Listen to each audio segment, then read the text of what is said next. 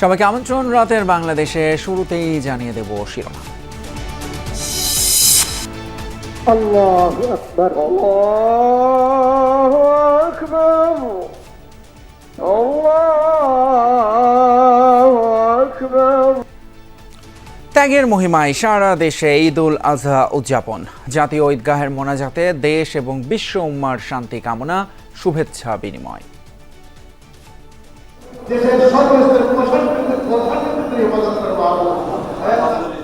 দেশবাসী এবং আমার পরিবারের জন্য দোয়া ছিল। সৃষ্টিকর্তার কাছে সেই প্রার্থনাই করেছে যেন আমাদের সামনের দিনগুলো আরো সুন্দর হোক। আমাদের আত্মশুদ্ধি, আত্ম উপলব্ধি করে যদি আমরা ভালো মানুষ হতে পারি।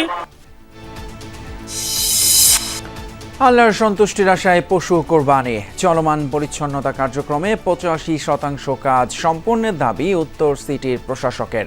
বাড়তি সুবিধা দিয়েছে বৃষ্টি। পাড়া মহল্লায় পশুর চামড়া সংগ্রহ, প্রত্যাশিত দাম না পাওয়ার অভিযোগ মৌসুমি ব্যবসায়ীদের। সুযোগ নিচ্ছেন আড়তদাররা।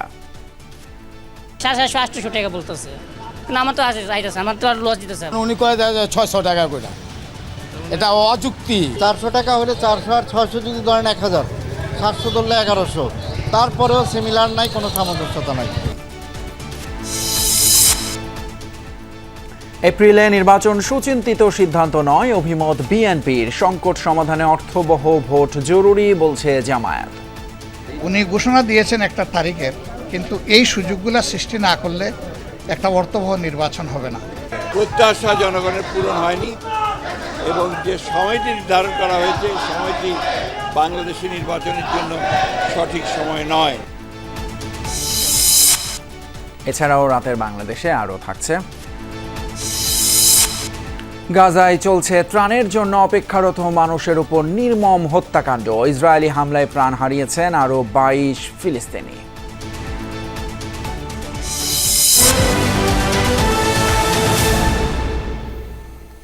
এতক্ষণ শিরোনামগুলো দেখছিলেন, আর আপনাদের সঙ্গে আছি আমি ফয়সাল তিতুমির। ত্যাগের মহিমায় উদযাপিত হচ্ছে পবিত্র ঈদুল আজহা। মহান আল্লাহর সন্তুষ্টি লাভের আশায় নামাজের পর চলছে পশু কোরবানি। জাতীয় ঈদগাহে অনুষ্ঠিত হয় দেশের প্রধান জামায়াত।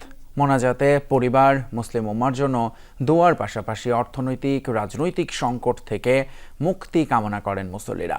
প্রধান উপদেষ্টা ডক্টর মোহাম্মদ ইউনূস ঈদ জামায়াতে অংশ নিয়ে সবার কাছে দেশের জন্য দোয়া চান। আলমগীর স্বপনের রিপোর্টে বিস্তারিত। কোথাও মেঘলা আকাশ, কোথাও রোদের ঝলক, এর মাঝে ঈদ জামাতে সামিল হতে হাজারো মানুষ জাতীয় ঈদগার পথে। এবার মুসল্লিদের উপস্থিতি আগের তুলনায় কিছুটা কম থাকলেও ছিল নিরাপত্তার কড়াকড়ি। দেশের প্রধান ঈদ জামাতে সামিল হন 25 থেকে 30 হাজার মুসল্লি। নারীদের জন্য ছিল আলাদা ব্যবস্থা। ঈদগাহে প্রবেশের জন্য পেরুতে হয় নিরাপত্তার কয়েকটি স্তর। জাতীয় মসজিদ বাইতুল মোকাররমের খতিব মুফতি আব্দুল মালেক সকাল 7:30টায় নামাজ শুরু করেন। সকল ভেদাভেদ ভুলে নবীন প্রবীণ ধনী গরিব সবাই একাকার ঈদ জামাতে। প্রধান উপদেষ্টা ডক্টর মোহাম্মদ ইউনূস, উপদেষ্টা পরিষদের সদস্যসহ সব শ্রেণী পেশার মানুষ নামাজ আদায় করেন এখানে। ত্যাগ ও আনুগত্যের আদর্শে অনুপ্রাণিত হয়ে পরম করুণাময় সৃষ্টিকর্তার কাছে প্রার্থনা করেন তারা। সরকার প্রধান সবাইকে জানান ঈদের শুভেচ্ছা। সবাইকে আজকে একসঙ্গে ঈদের জামাতে পেলাম, সবাইকে ঈদ মোবারক জানালাম। সবাই পবিত্র দিনে দেশের মঙ্গলের জন্য দোয়া করবেন। মুসলিম উম্মার শান্তি ও সমৃদ্ধির জন্য দোয়া করেছেন মুসল্লিরা। দুনিয়ার মুসলমানদের জন্য যেন আল্লাহ তাআলা সহজ করে দেয়। পরীক্ষা, তার জন্য দোয়া ছিলাম। দেশবাসী এবং আমার পরিবারের জন্য দোয়া ছিলাম। পিতামাতার জন্য দোয়া চাইছি এবং মৃত দাদা দাদির জন্য দোয়া চাইছি। রাষ্ট্রের জন্য ফিলিস্তিন ভাই বোনদের দোয়া করছি। দেশের সংকটময় পরিস্থিতি থেকে উত্তরণে সবাইকে ঐক্যবদ্ধ থাকার প্রার্থনাও ছিল তাদের। নতুন করে বাংলাদেশের একটা সম্ভাবনার দ্বার উন্মোচিত হয়েছে। একতা এবং সততা, যেটা আমাদের ভিতরে অভাব দেখা দিয়েছে আসলে। দল, জনগণ আর সবার সাথে একটা বন্ধুত্বপূর্ণ সম্পর্ক থাকুক, এটা প্রত্যেকটা দলের কাছে আমাদের চাওয়া হবে। সুষ্ঠু একটা নির্বাচন হয়, এটাই আমরা দেশের মানুষের দোয়া করতেছি, আর যাতে মানুষ শান্তি থাকতে পারে। একটা গণতান্ত্রিক মূল্যবোধ সম্পন্ন একটা আইনের শাসন, ইনসাফ এবং ন্যায়ভিত্তিক বাংলাদেশ চায়। আল্লাহ তুমি আমাদের দেশকে, দেশের মানুষকে একতাবদ্ধ হয়ে এই সংকট মোকাবেলার শক্তি দান করো। পরিবার ছেড়ে জাতীয় ঈদগাহ নামাজের নিরাপত্তা দায়িত্বে থেকে খুশি ছিলেন নিরাপত্তা বাহিনীর সদস্যরা, তবে আনন্দ ভাগাভাগিতে এগিয়ে ছিল শিশুরাই। নানু বাসায় যাব, এসে খাবো, গরু কোরবানি করবে, সবার সাথে মহব্বত আদায় হবে। নিজেদের খুশি বিসর্জন দিয়ে আমরা যে মানুষের নিরাপত্তা দিচ্ছি, এটা অনেক বড় একটা পাওয়া। দেশের জনগণ শান্তিতে থাকলে আমাদের এটাই শান্তি। হযরত ইব্রাহিম আলাইহিস সালামের ত্যাগের আদর্শে ঈদ জামাত শেষে পশু কোরবানি করেন সামর্থ্যবান মুসল্লিরা। দেশে সংকট বিভক্তি আছে সম্ভাবনাও। কোরবানির ত্যাগের আদর্শে এর মাঝে ছড়িয়ে যাক ঐক্যের বার্তা, গড়ে উঠুক ন্যায়, সমতা ও সম্প্রীতির বাংলাদেশ। আলমগীর স্বপন, যমুনা নিউজ, ঢাকা। খুশির ঈদে মাতোয়ারা সারা দেশ। অনুষ্ঠিত হয়েছে ঈদুল আজহার নামাজ। বৃহৎ দুটি জামায়াতের আয়োজন ছিল শোলাকিয়া এবং গৌর এ শহীদে। নামাজ শেষে দেশ এবং জাতির কল্যাণ কামনায় মোনাজাত করা হয়। এরপর পশু কোরবানি দেন মুসল্লিরা। কিশোরগঞ্জের ঐতিহাসিক শোলাকিয়া ময়দান। সকাল ৯টায় শুরু হয় ১৯৮তম ঈদের জামাত। অংশ নেন অর্ধলক্ষাধিক মুসল্লি। মুসল্লিদের আসা যাওয়ার সুবিধায় এবারও ছিল বিশেষ ট্রেনের ব্যবস্থা। নিরাপত্তা ছিল জোরদার। ইমামতি করেন মাওলানা আবুল খায়ের মোহাম্মদ সাইফুল্লাহ। নামাজ শেষে মুসলিম উম্মার শান্তি কামনায় করা হয় মোনাজাত। আমরা আসছি বড় মাঠের মাঝে, ইনশাল্লাহ সবের আশা বেশি নেকির লাগে, এখানে নামাজ পড়বার লাগে। ইনশাল্লাহ আমরা চেষ্টা করতেছি এই জামাতে সবাই অংশ নিতে, আর বেশি জামাতে বেশি মানুষ থাকলে সেখানে আল্লাহ তাআলা সবার দোয়া কবুল করেন। দেশের আরেক বৃহৎ ঈদগাহ দিনাজপুরের গৌরে শহীদ। সেখানেও নামাজ পড়েছেন অর্ধলক্ষাধিক মুসল্লি। সকাল 8:30টায় শুরু হয় জামাত। নামাজ পড়ান মাওলানা মাসুদুর রহমান। ছিল 3 স্তরের নিরাপত্তা ব্যবস্থা। মুসলিম উম্মার শান্তি কামনায় অনুষ্ঠিত হয়েছে দোয়া ও মোনাজাত। রাজনৈতিক বিষয়টা এই ময়দানে যে উত্থাপিত হইতো, সেই বিষয়টা আমরা এবার দেখতে পাই না, যেটা আমার কাছে খুবই ভালো লেগেছে। সিলেট নগরীতে প্রধান জামাত অনুষ্ঠিত হয়েছে শাহী ঈদগাহ ময়দানে। নামাজ পড়েছেন অর্ধলক্ষাধিক মানুষ।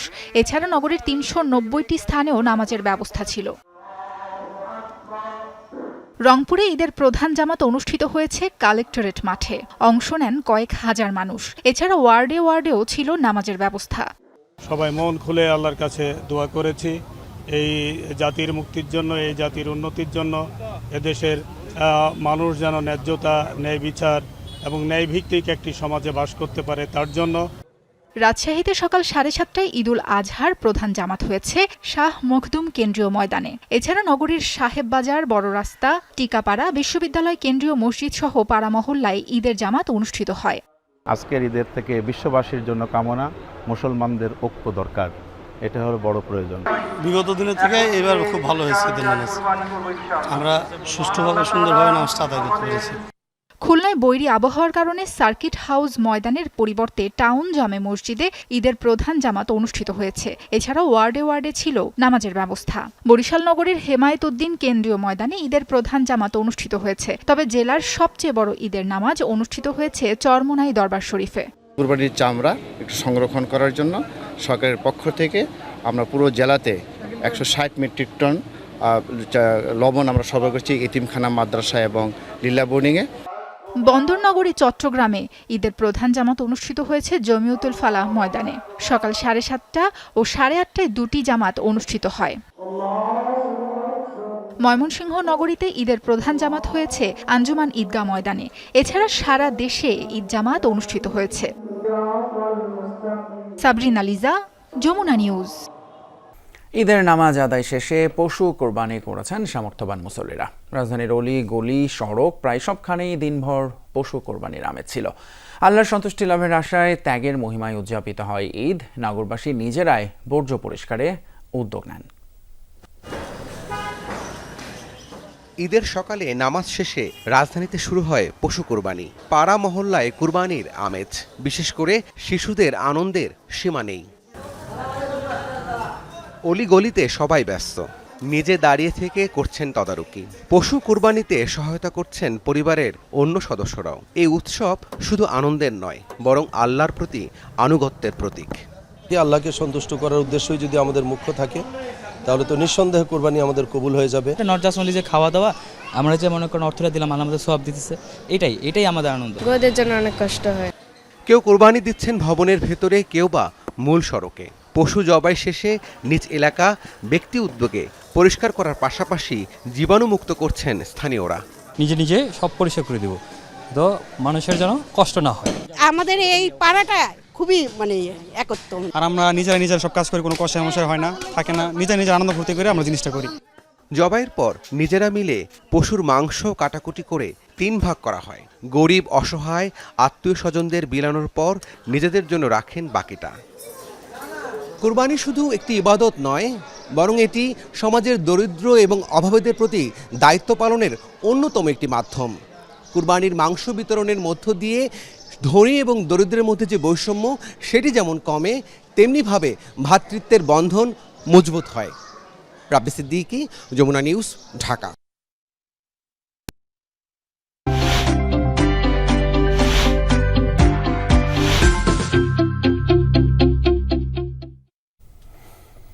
ঢাকা উত্তর সিটি কর্পোরেশনের কোথাও কোরবানির বর্জ্য পড়ে নেই।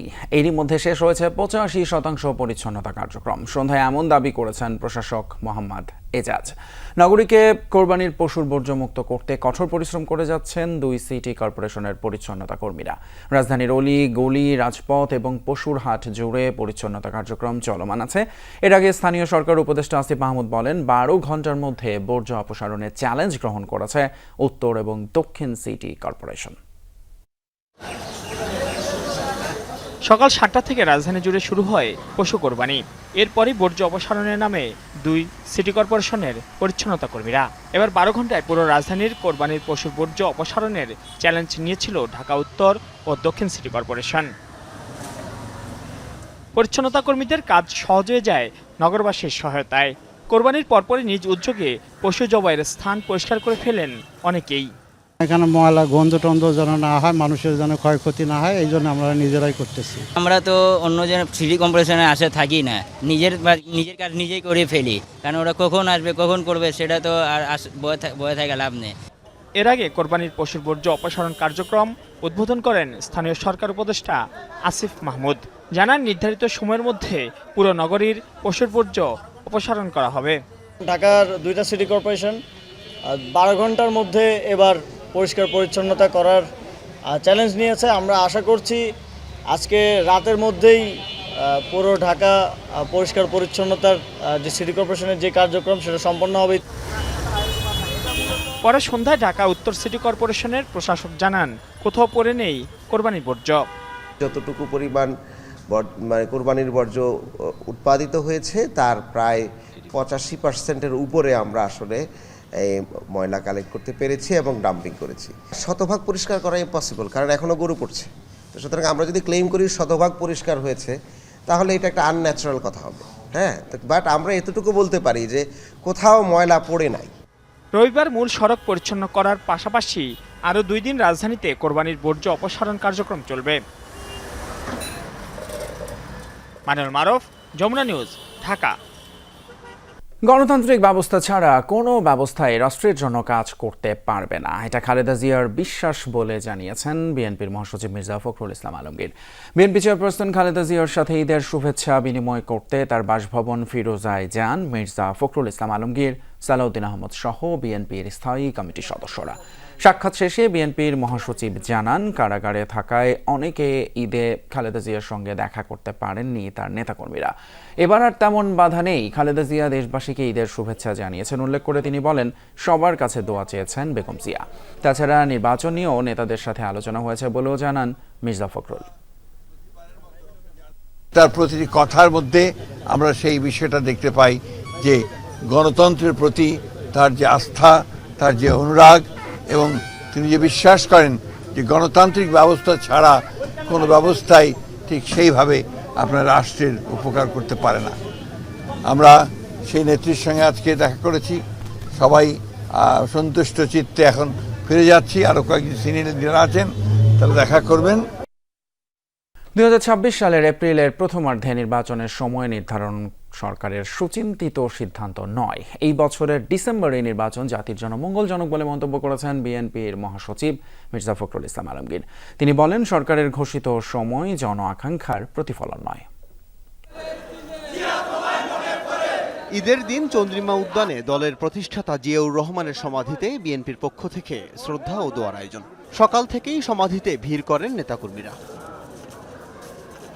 শ্রদ্ধা ও মোনাজাতে অংশ নেন সিনিয়র যুগ্ম মহাসচিব রিজভী আহমেদ, স্থায়ী কমিটির সদস্য সহ দলের শীর্ষ নেতারা।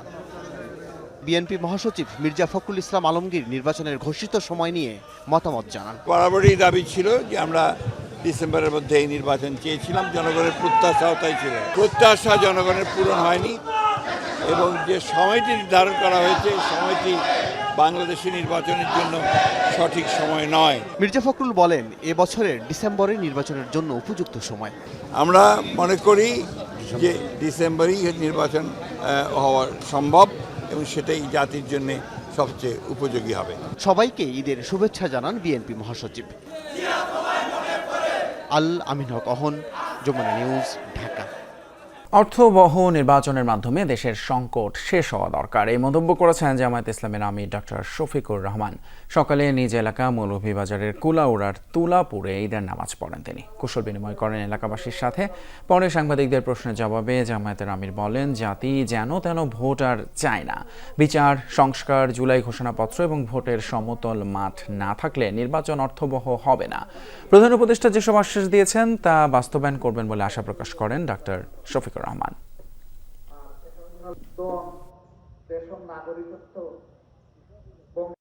সুষ্ঠু একটা নির্বাচনের জন্য আমরা 4টা কথা বলেছি।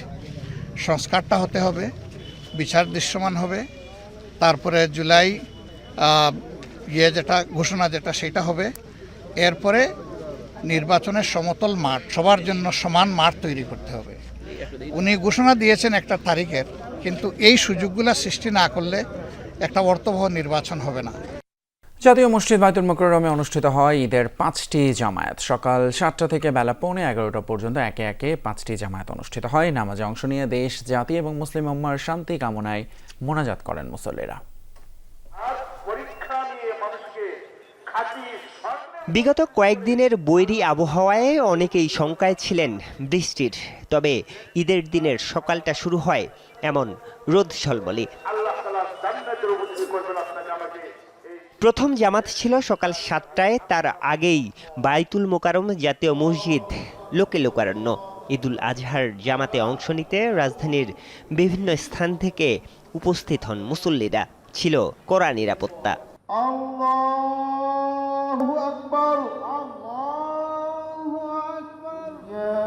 প্রথম জামাতে ইমামতি করেন যাত্রাবাড়ি তামিরুল মিল্লাত কামিল মাদ্রাসার অধ্যক্ষ ডক্টর খলিলুর রহমান মাদানী।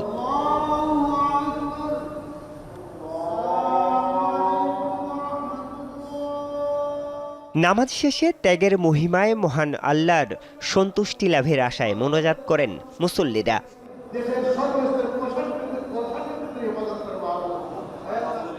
মোনাজাত শেষে পরস্পরকে আলিঙ্গনের মাধ্যমে ঈদের শুভেচ্ছা বিনিময় করেন।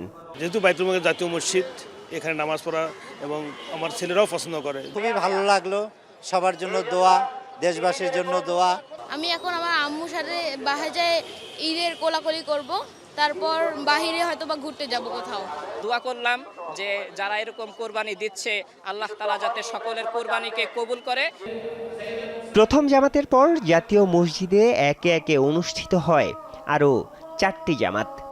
সবার জন্য দোয়া করলাম, দাদা দাদি পরিবারের সবার জন্য। জাতি একটা ক্রান্তিকাল পার করছে, আমরা চাচ্ছি যে আমাদের আত্মশুদ্ধি, আত্মোপলব্ধি করে যদি আমরা ভালো মানুষ হতে পারি। সৃষ্টিকর্তার কাছে সেই প্রার্থনাই করেছে যেন আমাদের সামনের দিনগুলো আরো সুন্দর হোক।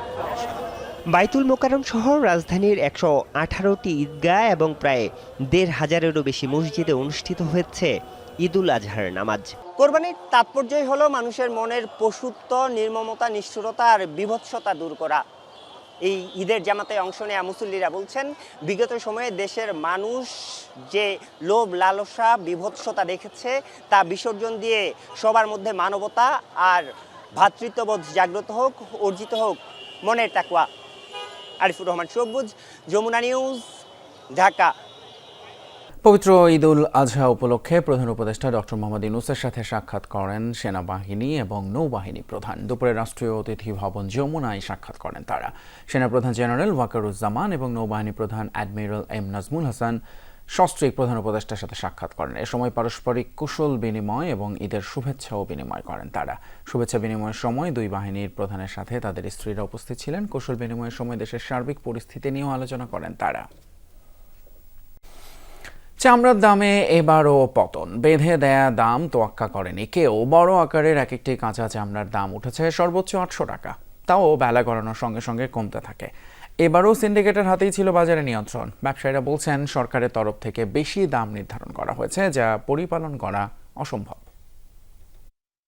গাড়ি তো যাবে ওকে গাড়িটা 850 টাকা লেগে দরকার নাই, 600 টাকা মাল মিলে মাল কই মিলছে আপনার মালের লগে 600 টাকা লেগে মিথ্যা বলে যাক ভাই, এটা আখেরাতে দিবেন, কোনো সমস্যা নেই। মিথ্যা বলে তুমি তো বলছো আখেরাতে। সকাল থেকেই দাম নিয়ে চলে এমন বাকবিতণ্ডা। মৌসুমী ব্যবসায়ী এবং পাইকার আড়তদারদের মধ্যে চলে দর কষাকষি। রাজধানীর সায়েন্স ল্যাব মোড়ে বেলা 11টার দিকে আসতে থাকে গরুর চামড়া, কিন্তু দামের পতনে মৌসুমী ব্যবসায়ীদের যেন মাথায় হাত। ফরিয়া, মৌসুমী ব্যবসায়ী কিংবা মাদ্রাসা এতিমখানা কর্তৃপক্ষ সবার মধ্যেই দাম নিয়েছিল ক্ষোভ। বড় এবং মাঝারি আকারের কাঁচা চামড়ার বিক্রি মূল্য ছিল 600 থেকে 800 টাকা পর্যন্ত। আমরা মাল 1100 কিনছি, 1000 টাকাও কিনছি, খালি দুইটা মাল কিনছি আপনার কাছে 850 টাকা করে, এখন উনি করে 600 টাকা করে। এটা অযুক্তি। আর টিপিতে রেট দিচ্ছে 100-700 টাকা দাম বলতেছে, এইভাবে করলে কিভাবে চলবো? এখন কাঁচামালের দামই যদি 1300 টাকা বলে, তা আমরা 4-5 মানুষ এখানে খাইটা ক্যারিং খরচ দিয়ে নিয়ে তারপর লবণ লাগায়, এই মালের দাম তখন পড়বে প্রায় 1600-1700 টাকা।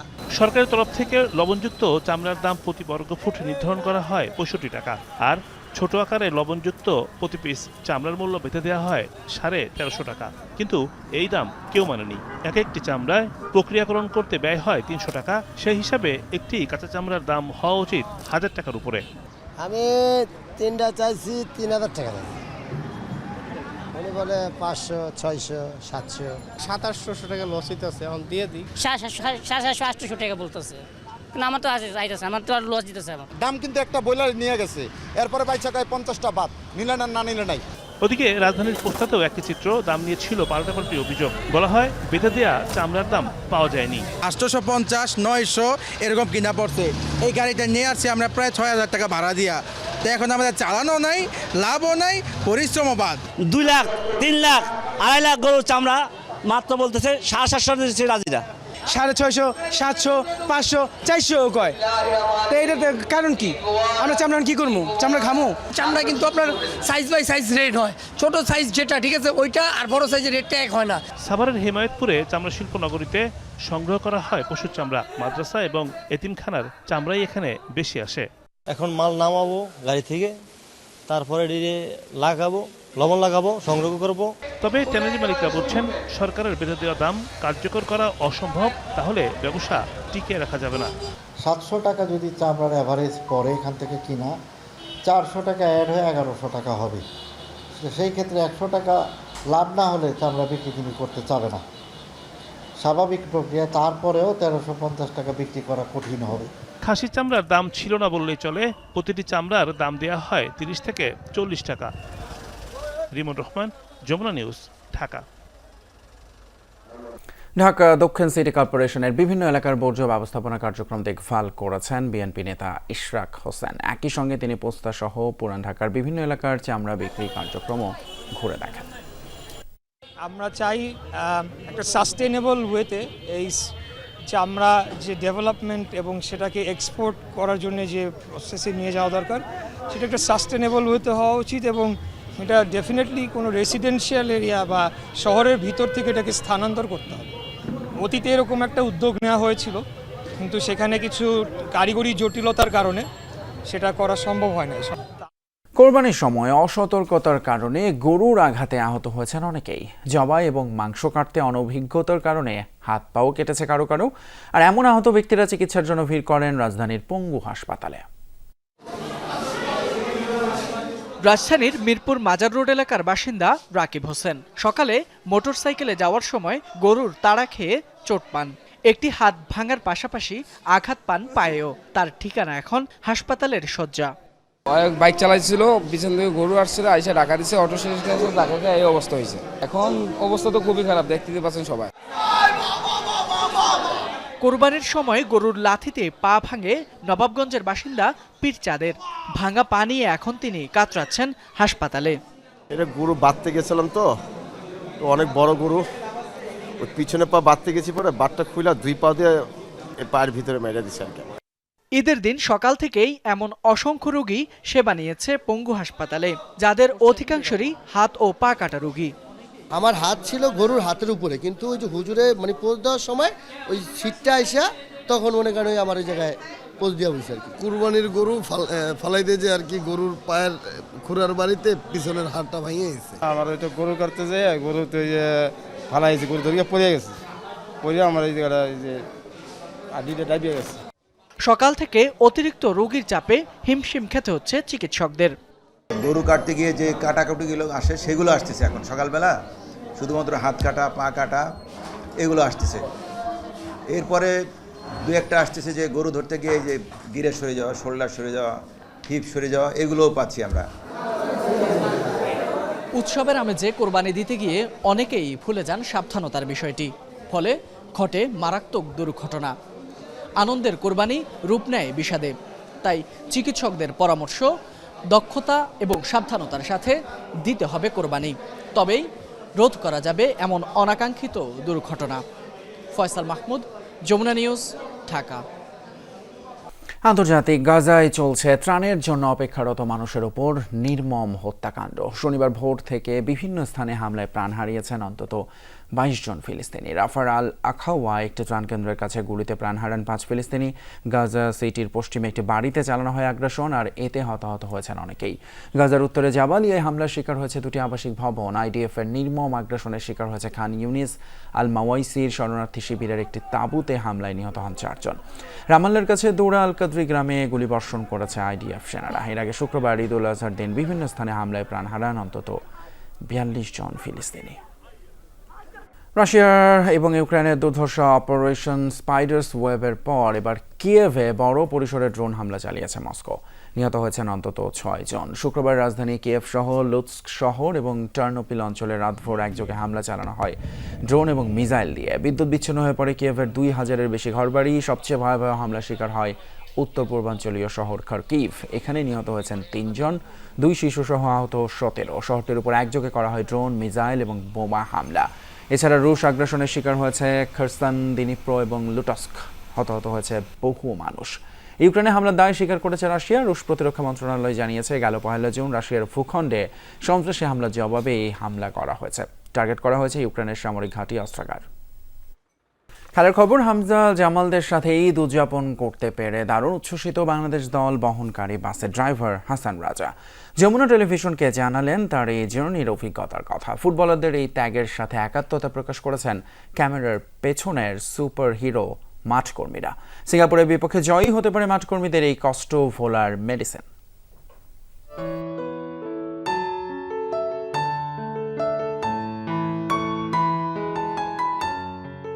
এটি হচ্ছে বাংলাদেশ ফুটবল দলের টিম বাস। সব ঠিক আছে কিনা তা পর্যবেক্ষণে ব্যস্ত একজন মানুষ, বাংলাদেশ ফুটবল দলের বহনকারী বাসের ড্রাইভার মোহাম্মদ হাসান রাজা। ফুটবলারদের ভিন্ন আঙ্গিকে উদযাপন করা এই ঈদের সাথে সামিল হয়েছেন তিনিও। খুব কাছ থেকে মিশেছেন ফুটবলারদের সাথে। তার মুখ থেকেই জানবো এই জার্নির অভিজ্ঞতা। আমাদের খেলোয়াড়রা যে এত ভদ্র নম্র, একেবারে ছোট থেকে একেবারে বয়স্ক পর্যন্ত অন্তপক্ষে তাদেরকে শুভেচ্ছা বিনিময় করে, এভাবে হাত নাড়াইয়া অলওয়েজ হাসি খুশিতে থাকে। আমি তাদের সাথে শুধু দেখা না, আমি তাদের সাথে আনন্দ করি। ক্যাম্প থেকে ফুটবলারদের অনুশীলনী নিরাপদে নিয়ে আসা থেকে শুরু করে তাদের আবার ফিরিয়ে নেয়ার গুরু দায়িত্বটা থাকে লাল সবুজের বহনকারী বাসের ড্রাইভারের কাঁধে। এমন একটি দিনে পরিবার থেকে দূরে থাকলেও দেশের জন্য এই ত্যাগ কিছুই নয়, বরং যাদের একসময় দেখতেন টিভির পর্দায় তাদের সাথে ঈদ উদযাপন করতে পেরে খুবই খুশি হাসান রাজা। অনেক আনন্দে আছি, অনেক মজা করতেছি, যার ফলে ওই যে আমার ফ্যামিলির বা ঈদের এরকম কোনো মানে আমার কিছু মালুম হইতেছে না। যা আমি খুব আনন্দ, এটা আমি ভুলাই গেছি মানে ওদের সাথে থাকতে থাকতে। এই ফুটবলাররা যেন ভালোভাবে অনুশীলন করতে পারেন সে কারণে মাঠ কর্মীরাও কাজ করছেন দেশের বৃহৎ স্বার্থে। যখন যা প্রয়োজন সাথে সাথে পৌঁছে দিচ্ছেন ফুটবলারদের দোরগোড়ায়। হামজা জামালদের এই ত্যাগের সাথে একাত্মতা প্রকাশ করেছেন ক্যামেরার পেছনের সুপার হিরোরা। প্লেয়ারদের সাথে মিশে আছে, যেমন ফাহমিদুল আমার সাথে অনেক ক্লোজ, তাই তাদের সাথে সময়টা অনেক ভালো যাচ্ছে। এই টিম আসছে দেখা এই যে আর যাইতে পারিনি, এখন এইটাই ঈদ আমাদের। যেহেতু তারা সবকিছু ত্যাগ করে অনুশীলন করতেছে, এটা আমাদের জন্য অনেক বড় একটা পাওয়া, ইভেন আমাদের দেশের জন্য অনেক বড় একটা পাওয়া। তবে সবারই প্রত্যাশা সিঙ্গাপুরের বিপক্ষে বাংলাদেশের জয়, কারণ একমাত্র এই জয়ই হতে পারে কষ্টের মেডিসিন।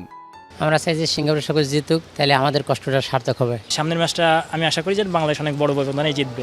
ভুটানের পর সিঙ্গাপুর ম্যাচের আগে নিরাপত্তার দিকেও বিশেষ নজর বাফুফের। মাঠের চারদিকের পরিবেশ ঠিক রাখা ও ফুটবলারদের নিরাপত্তার জন্য নিঃস্বার্থভাবে কাজ করে যাচ্ছে বাংলাদেশ পুলিশ। মেহেদি রিয়ান, যমুনা স্পোর্টস, ঢাকা। এই ছিল রাতের বাংলাদেশে আমাদের এখনকার আয়োজন। এতক্ষণ সাথে থাকার জন্য ধন্যবাদ আপনাদের সবাইকে। ঈদ মোবারক।